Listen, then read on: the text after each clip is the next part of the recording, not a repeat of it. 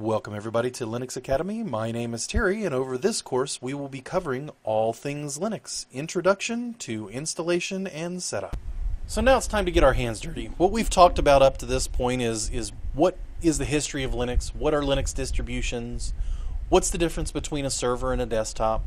So now we're going to get our hands dirty and we're actually going to install Ubuntu. For the purposes of all of our example videos over the next dozen or so videos, we will be using Ubuntu 13.04 in combination with Windows 7, which we'll get to in the next video when we talk about dual booting. I've already set up a virtual machine ready to install Ubuntu 2. I'm using VMware Workstation. I already own a license for it. I tend to prefer its virtualization to VirtualBox, which is available from Oracle at virtualbox.org.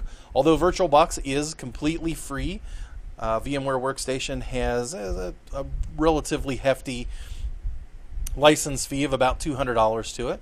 Either one will work just fine once you've set up a blank virtual machine to install Ubuntu 2, or if you're installing to a physical system with a hard drive in it, all you have to do is boot, which is all we're going to do at this point, so that we're going to look at the same thing that we will see whether it's physical or virtual at this point. So we're going to turn on our system or power it on, and the system should start to boot off of the CD.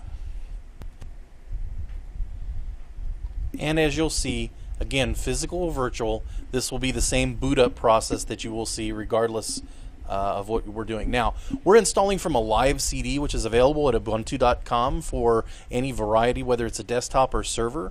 So the first thing that we'll see once we get booted to a prompt is whether we want to install or to try Ubuntu.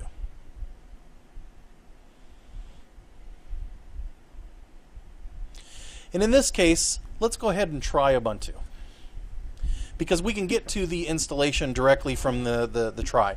So we're going to go ahead and pause this in case it takes a couple of minutes to get to the desktop. And here we go, we're back. So this is at a very low resolution, which without any virtual machine tools installed, let's see if we can make some adjustments here. Let's look for settings. Here's system settings, and check out displays,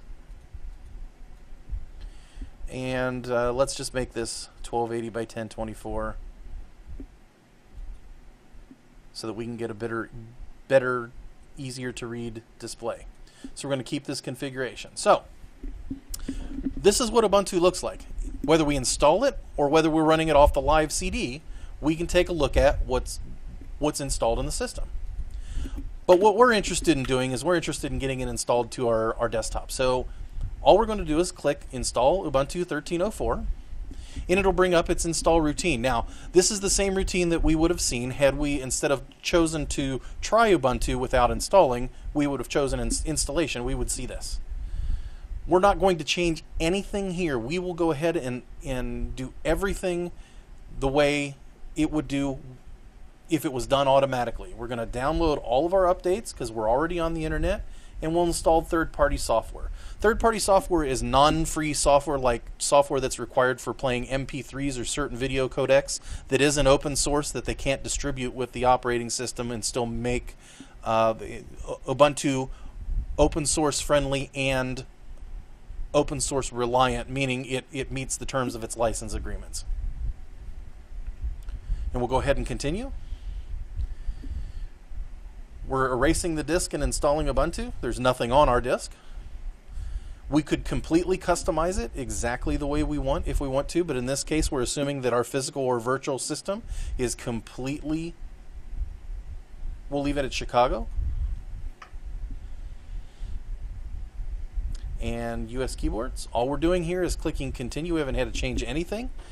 So let's say our username is test user. Test virtual machine is fine. Username test. Password something very complex. Require my password. You can also encrypt your home folder. If you don't know what any of those things are, you can skip past it.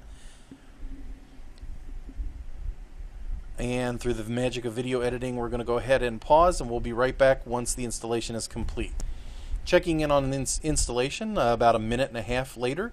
We're retrieving updated files. The initial installation is complete. We're retrieving updates from the internet, and we're completing our installation. So we'll be right back with you. Okay, so as you'll see here, our installation is finished, and we can either continue testing off of the live CD that we've booted off of, or we can go ahead and restart our system. We're going to go ahead and restart now so that our full installation will boot up.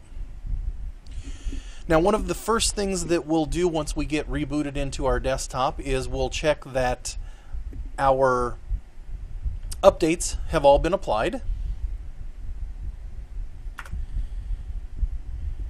And although we checked the update or download updates while we are installing, either if you did not have an internet connection, or you also checked the box, which we did, for third-party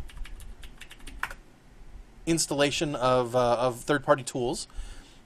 Sometimes those need to be installed after or updated after.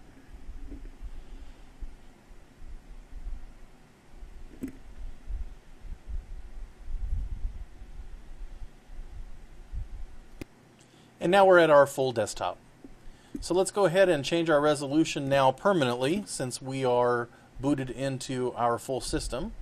We'll do it just like we did before, System Settings and Displays. We're going to go ahead and set it at 1280 by 1024, just like we did before, and Apply, and keep the configuration. Now, as you'll see, it looks exactly the same as it did before, only we were booted into a live CD that is called non-persistent. When you're booted into a live CD, although you can use it, you can even browse, anything that you do to change the system is what they call non-persistent. So when you reboot, all of those changes would have been gone. As you'll see, the software updater tells us that we have 152 megabytes worth of downloads to update our system. So we'll go ahead and update our system now. That's all there is to installing Ubuntu Linux on a dedicated physical or virtual machine. As you can see, we clicked an OK button or a continue button a total of 8 times. 6 times we simply clicked OK or continue to accept the defaults, and 2 times we clicked a box that said, hey, go ahead and give me any updates that need to be installed that you can grab from the internet, and pull down any third-party software for video or audio codecs that don't get distributed with the distribution. So that's all for the initial installation video. My name is Terry for Linux Academy, brought to you by Pinehead TV.